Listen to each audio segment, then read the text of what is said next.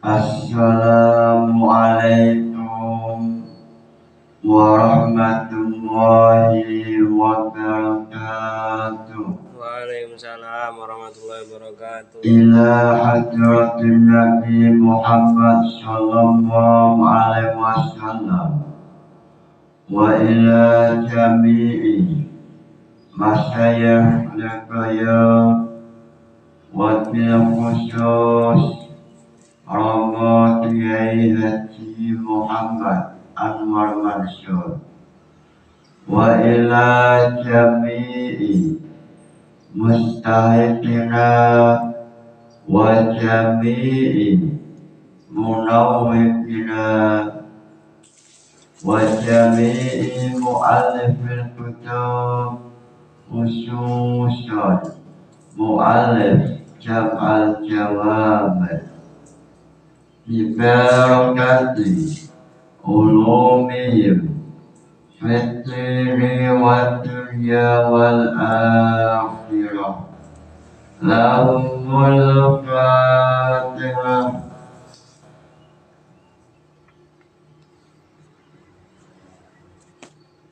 Sebelum memulai Jam'ul Jawamid, tidak ada salahnya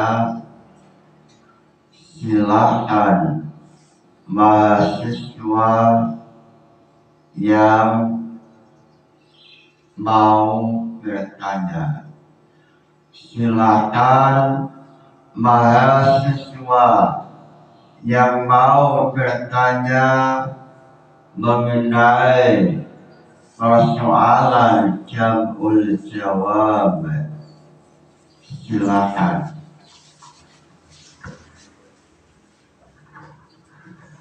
Assalamualaikum warahmatullahi wabarakatuh.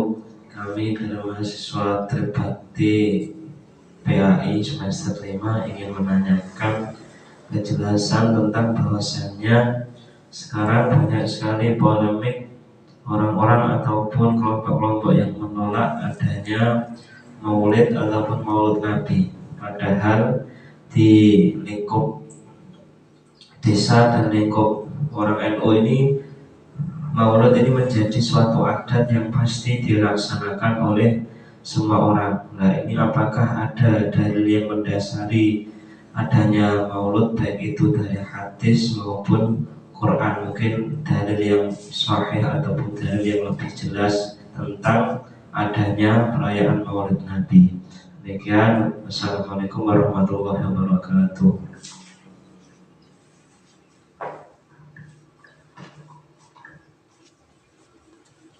Terima kasih pertanyaan muncul dari mahasiswa.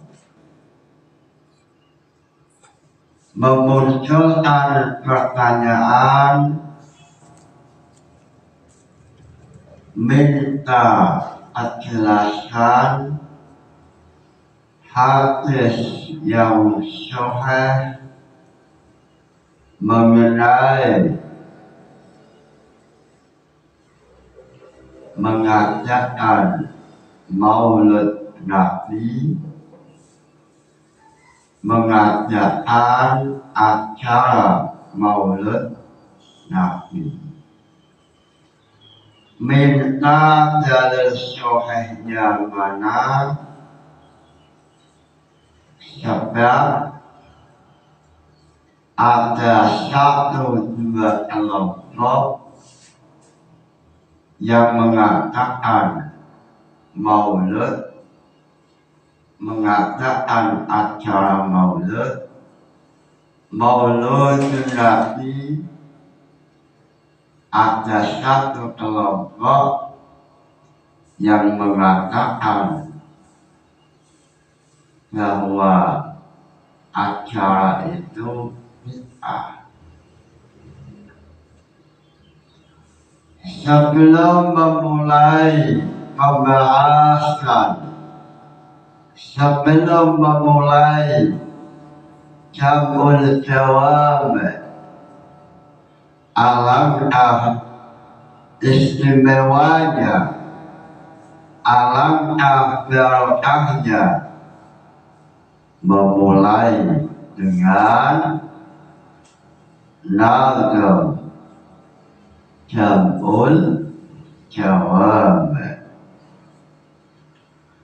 Lillahi hamdun la yasalu samada yu'zilu bistiyati man abda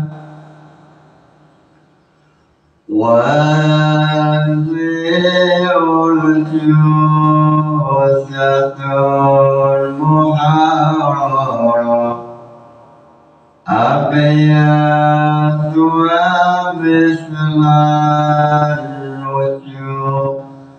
النجوم مسيرة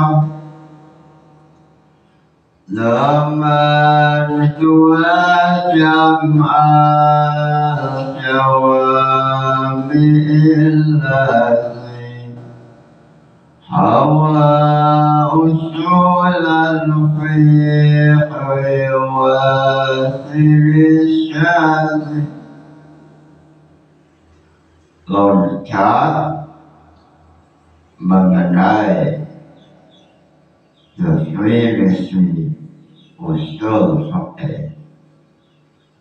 Apa nazaman definisi usul fikih? Adilatul fiqhil usul mujamilah wa qila ma'rifatu ayatullah wa turuq istifadati wal mustafid wa arifun qiyal usul al-adil. Loncat mengenai nazaman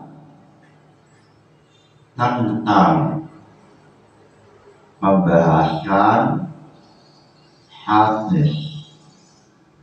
Apa nazaman jam'ul jawame mengenai pembahasan hadis Nabi atau sunnah? Apa nazamannya?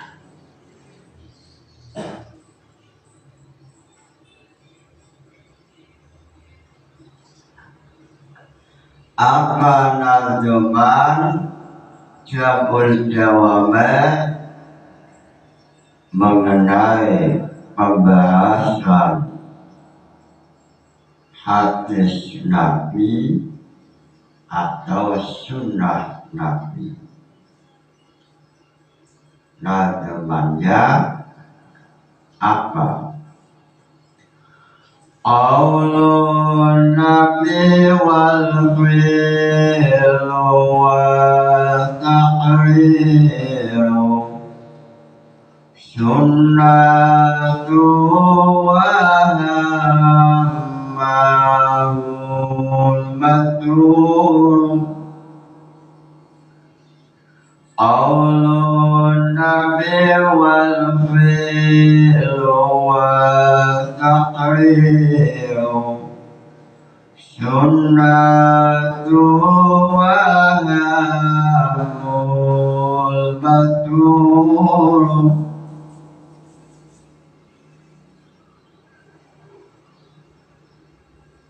Sunnatuhu qaulun Nabi wal fi'lu wa taqrir wa hamdu. Imam Jalaluddin As-Suyuti melalui nazam jam'ul jawab beliau mengatakan sunnatuhu yang dimaksud sunnah Rasul yaitu qaulun nabi wal fi'lu wa taqriru sunnatu wa amul mastur sunnatuhu utawi sunnahe Nabi Muhammad itu qaulun Nabi ucapane Nabi Muhammad wal fi'lu lan pekerjaane Nabi Muhammad wa taqriru lan taqrire Nabi Muhammad wa hammu lan hammu rencanane Nabi Muhammad, rencana yang belum terlaksana.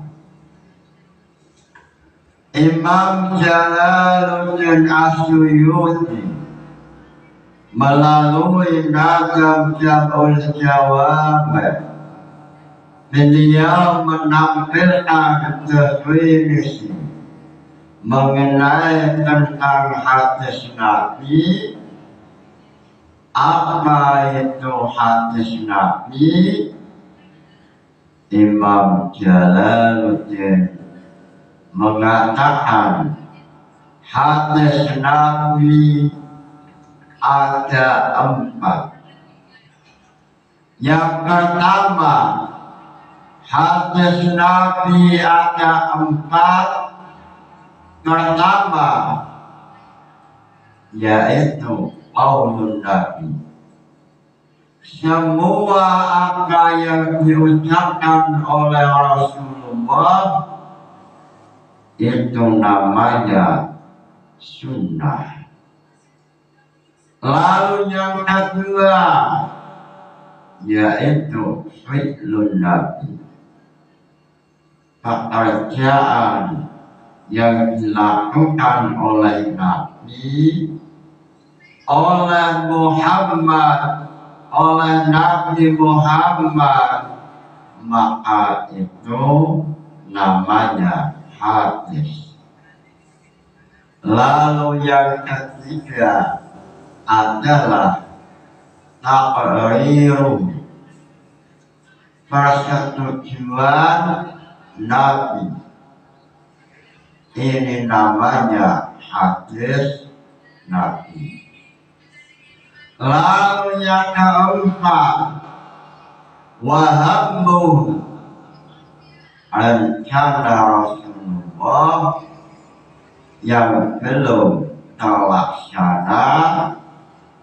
Ini termasuk hadis Nabi. Sehingga definisi yang ditampilkan oleh Imam Jalaluddin As-Suyuti yang dinamakan hadis Nabi, sunnah Nabi, yaitu aqwaluhu wa af'aluhu wa taqriruhu wa hammuhu. Ini semua termasuk definisi hadis Nabi.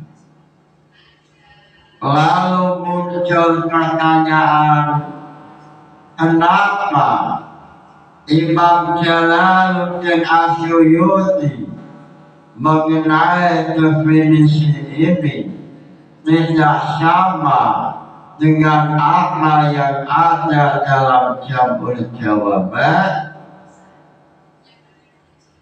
Dalam Jam'ul Jawab yang dinamakan hadis, yaitu aqwalun nabi wa fi'lun nabi, ucapan dan perbuatan Nabi. Ini namanya hadis. Dalam Jamul Jawab definisi hadis yaitu aqwalu Muhammad sallallahu alaihi wasallam wa af'aluhu. Lalu kenapa Imam Jalaluddin Asyuyuti menampilkan lafaz taqriruhu wa hammuhu. Lalu Imam Jalaluddin Asyuyuti menampilkan jawaban wal afu fi'lun. Kenapa Imam Jalaluddin Asyuyuti menampilkan lafaz taqriruhu? Sebab yang namanya taqriruhu wa taqrir huwa al-afu wal afu huwa fi'lun.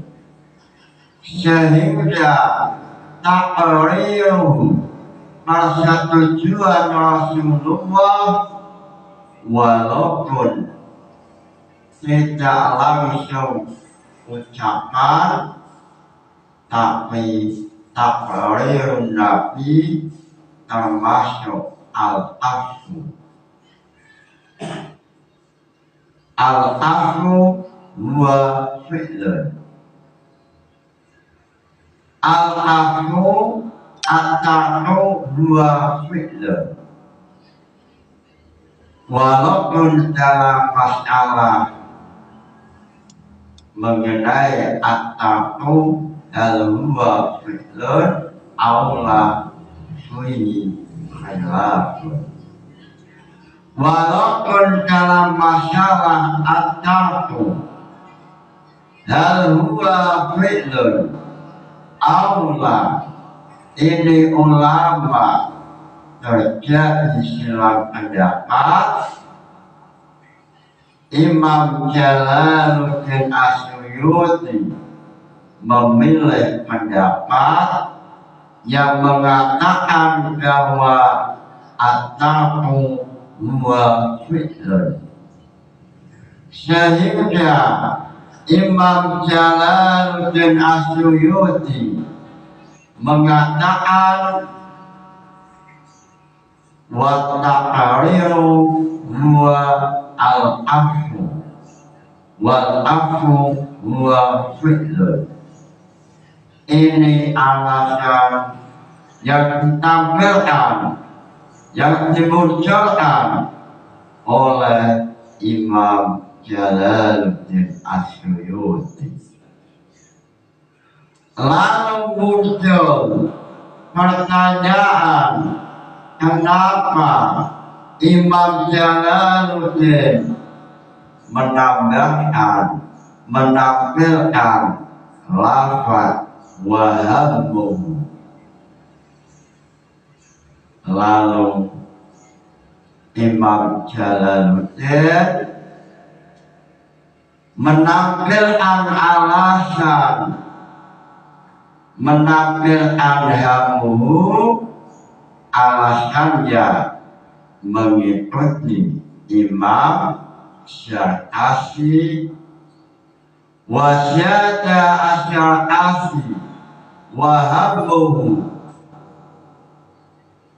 Imam Syarqasi dalam kitab Bahrul Muhit beliau mengatakan bahwa hammuhu, atau rencana Rasulullah yang belum terlaksana, ini termasuk hadis. Sehingga wahabum ini termasuk hadis yang statusnya menjadi masyhur syariah.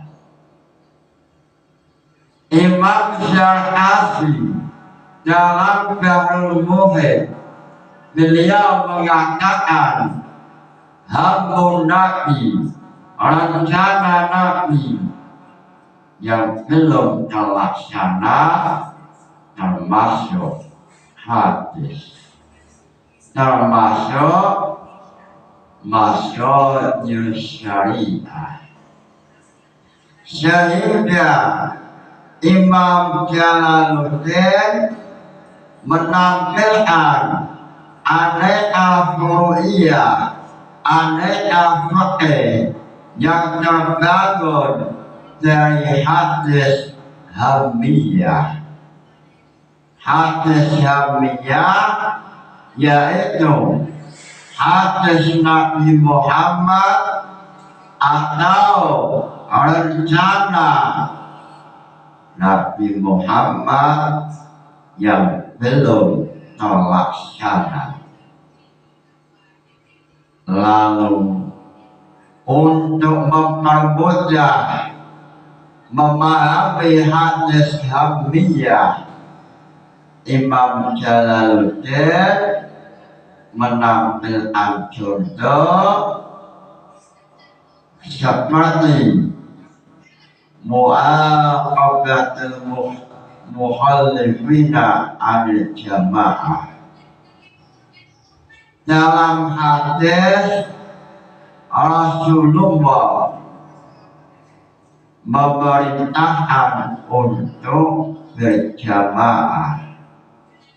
Dalam hadis mengatakan an Abi Hurairah an Nabi sallallahu alaihi wasallam qala laqad hamamtu, teman-teman najwa sapa ingsun an amura bisolat waktu qamu summa ukhalifa ila manasila qawme la yasjaduna as-sholat fa uharriqa alaihim. Atau dalam hadis lain dengan redaksi walladzi nafsi biyadi laqad hamamtu an amura bihatabin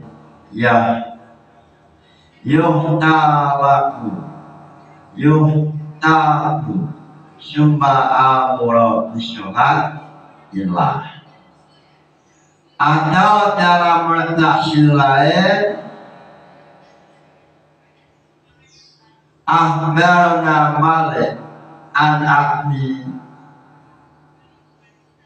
nafsi biyadi laqad hamamtu. Mengenai hadis hamiyah, Imam Jalaluddin mencoba menampilkan contoh hadis-hadis yang menggunakan lafaz hamba atau asm atau al-qasm. Salah satu redaksi hadis yang menggunakan lafaz hamba atau hamamtu yaitu mengenai permasalahan sholat jamaah. Rasulullah merencanakan untuk membakar rumah masyarakat yang tidak mau jamaah. dalam hadis redaksinya menggunakan hamamtu, sehingga dalam istilah usul fiqh ada yang namanya hadis hamiyah. Lalu dengan adanya hadis hamiyah, Imam Jalaluddin Asyuyuti mengatakan dalam mengenai definisi hadis, yaitu aqwaluhu wa af'aluhu wa ta'riruhu wa hammuhu. Ini adalah definisi hadis yang ditampilkan oleh Imam Jalaluddin Asyuyuti. Lalu dalam kitab Al-Bahru Al-Muhit tampil Imam Syarqasi mengatakan mengenai hadis hamiyah seperti masalah hadis mengenai sholat jamaah. Dalam hadis menggunakan redaksi wa hamamtu, atau contoh lain dalam masalah umrah lebih baik melalui Hudaybiyah. Ini Imam Jalaluddin Asyuyuti menampilkan syurutiyah banyak sekali. Lalu dalam syarahnya Nazam Jabul Jawami mengatakan wa qala asy-syekh Waliyuddin wa qala lan jawu sapa asy-syekh Waliyuddin wa qala tidaknya tidak ajwa. Tasyrifnya qala yaqulu qawlan wa maqalan wa qailun. Qala tidaknya tidak ajwa. Lalu nazaman kaidah syar'iyahnya wa sami'an wa ima'ainan u'il wa samil ajwafa. Lalu qala asluhu awala oleh baktewau alifan litahawqiyah wa fitahi ma qabla fasyara qala. Lalu muncul pertanyaan, apa nazam alfiyahnya mengenai i'lal kulit nakwau alifan alfiyahnya min wawin awiya'in bitariqin musyir. Ini alfiyah Ibnu Malik. Wa qala asy-syekh Waliyuddin qala yaqulu qawlan wa maqalan wa huwa qailun qad yuqalu alhammu khafiyyun fala natla'u alaihi illa biqaulin. Lalu Imam Waliuddin mengenai hadis Syamiyah, beliau tampil mengatakan bahwa mengenai hadis Syamiyah tergolong sesuatu yang belum jelas atau sifatnya khafiyun belum jelas, sehingga Imam Waliuddin mengatakan hadis Syamiyah tidak termasuk dalam definisi hadis, sehingga Imam Jalaluddin As-Suyuti mengatakan mengenai hadis Syamiyah ulama terjadi silang pendapat. Satu kelompok mengatakan hadis Syamiyah seperti mengenai qaulun Nabi wa fi'lun Nabi, dalam artian memiliki dampak hukum. Lalu satu kelompok yang diwakili oleh Imam Waliuddin, beliau mengatakan annal hamma khafiyun, hadis Syamiyah termasuk al-amru al-khafi, sesuatu yang belum jelas sehingga belum layak untuk dimasukkan dalam definisi hadis.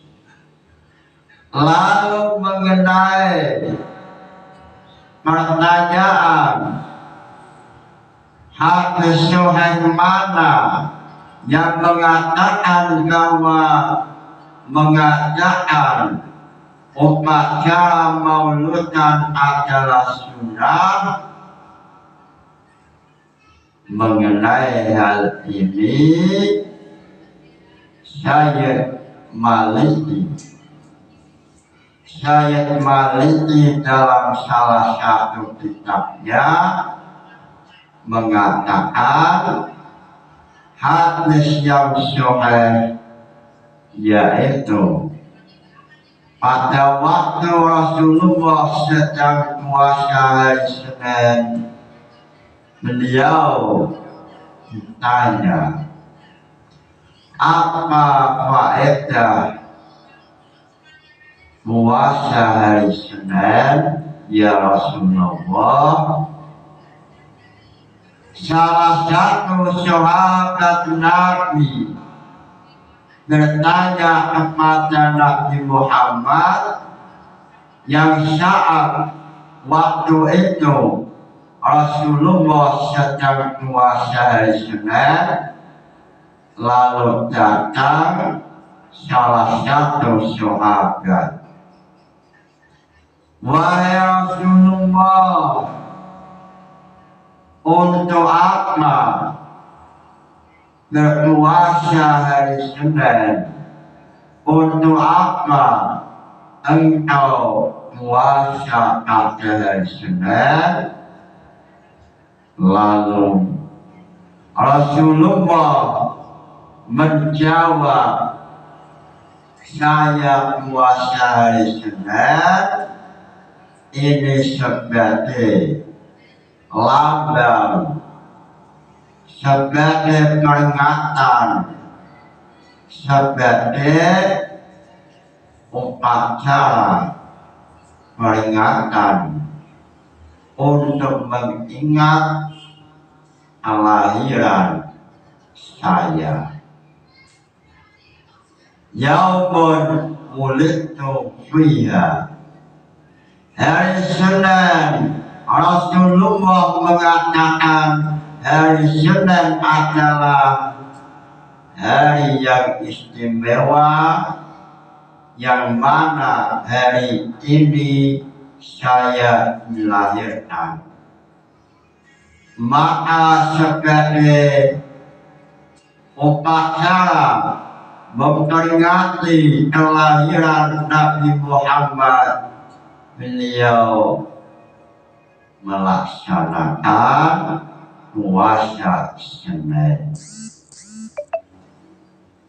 Nabi Muhammad memperingati Maulidan dengan cara puasa, lalu umat Muhammad dipersilahkan dengan acara apapun semisal mengadakan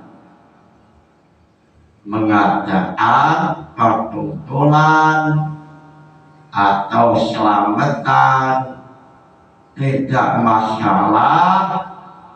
Yang terpenting adalah untuk memperingati kelahiran Rasulullah Shallallahu Alaihi Wasallam, sehingga Al-Alim Al-Alamah Syed Maliki dalam kitabnya beliau mengatakan, inilah dalil hadis yang paling sahih mengenai sejarah siapa yang pertama kali mengadakan Maulid Nabi.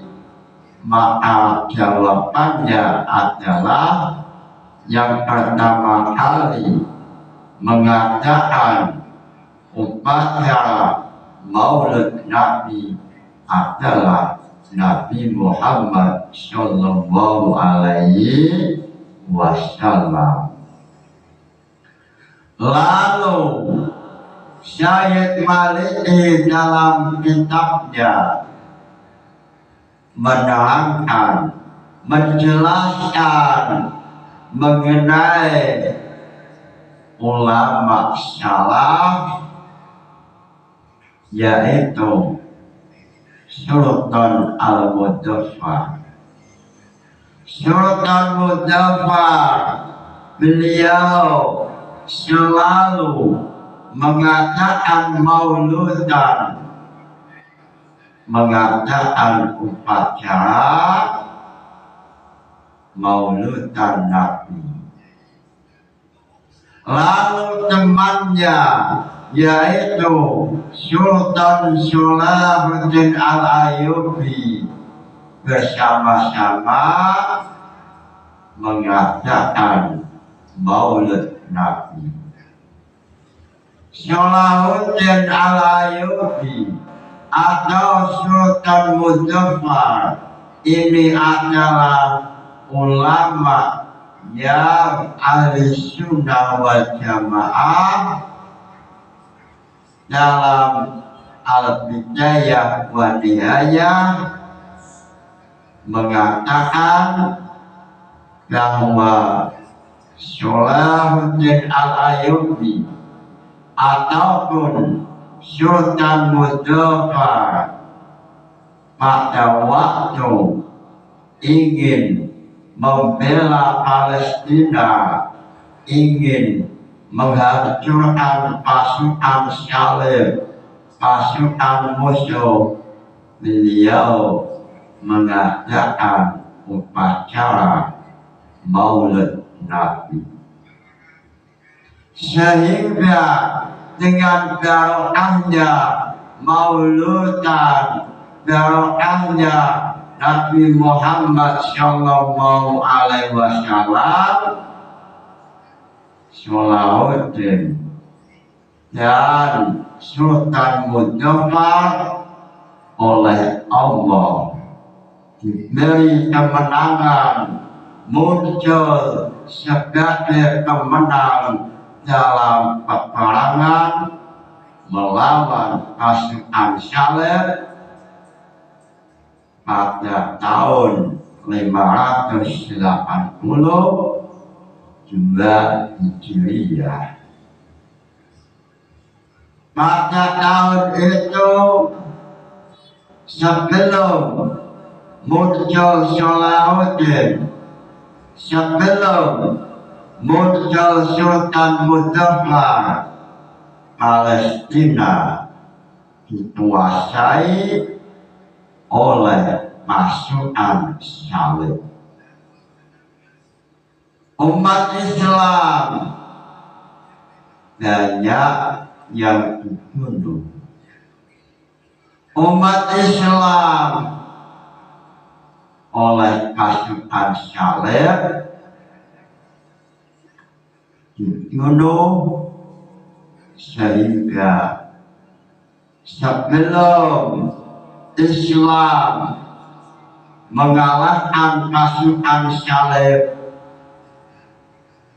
dalam sejarah mengatakan bahwa Salahuddin Al-Ayyubi pernah ditanya oleh sahabatnya, wahai Salahuddin, wahai Sultan Salahuddin, kenapa engkau tidak pernah tersenyum?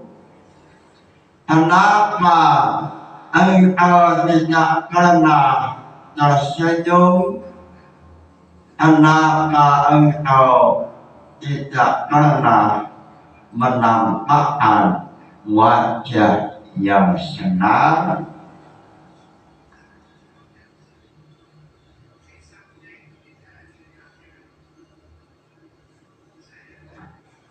Pada suatu hari Salahuddin pernah ditanya oleh temannya, wahai Salahuddin, lima lam yatabassam, kenapa engkau tidak pernah tersenyum?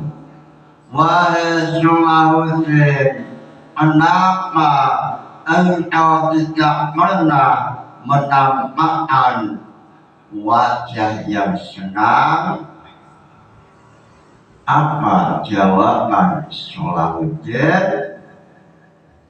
Jawabannya adalah, wahai temanku, mana mungkin wajah yang penuh dengan linaili Allah, wajah ini akan senang melihat rakyat Palestina dianiaya oleh musuh Allah.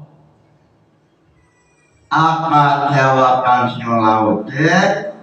Jawabannya sederhana tetapi mengandung sejuta makna, yaitu jawabannya, wahai temanku, mana mungkin wajah ini bisa tersenyum sedangkan saudara-saudara Palestina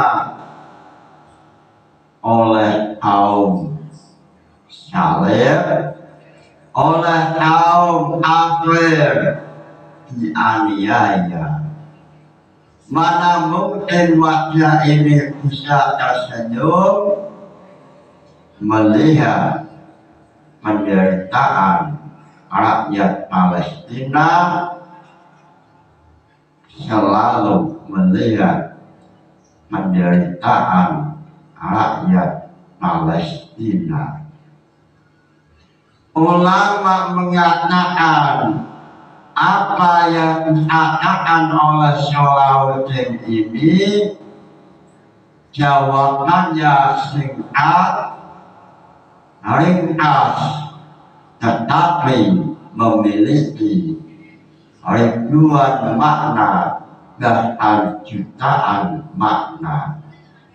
Salah satunya yaitu umat Muslim untuk selalu berusaha, berjuang, membantu lewat doa atau lewat yang lain supaya Palestina merdeka dan bebas dari penjajah Yahudi. Sehingga dalam kitab Fiqh Asyira yang ditulis oleh Imam Sa'id Ramdan Al-Buti, beliau mengatakan bahwa wajib seluruh umat Islam untuk selalu membantu, berjuang, berusaha untuk mengusir, mengalahkan kelompok Yahudi.